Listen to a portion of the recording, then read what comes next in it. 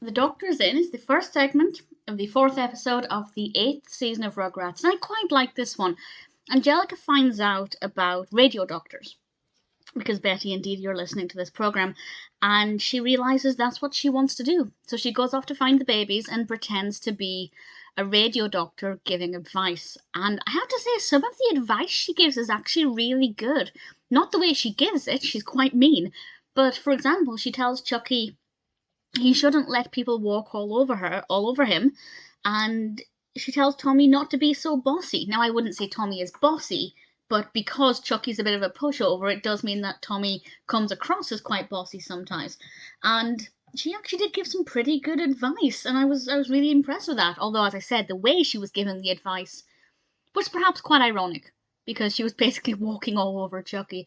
And I think Angelica's found a potential career for when she grows up.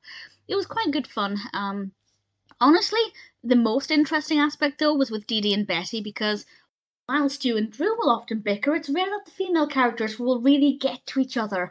But Didi says something that I don't think was meant to be nasty, but Betty took offence. Betty thought Didi was saying that she needed advice on raising her kids. Maybe you could argue Didi meant it that way. I'd like to think she didn't and it was misinterpreted. But at the end of the day, Didi did give a good piece of advice. We can all be better parents if we're willing to listen to advice. And Betty takes some interesting actions as a result of that, and I actually thought it was really interesting. It's so rare that the female adults get a starring role. Usually, as I said, it's Stu or Drew, and the women are just kind of there a lot of the time. So I thought that was pretty great. But also Angelica gave a really strong performance. Really enjoyed seeing her in her element. And as I said, she gave some really good advice, which I wasn't expecting. So I really enjoyed it. Definitely a really interesting, thought-provoking episode.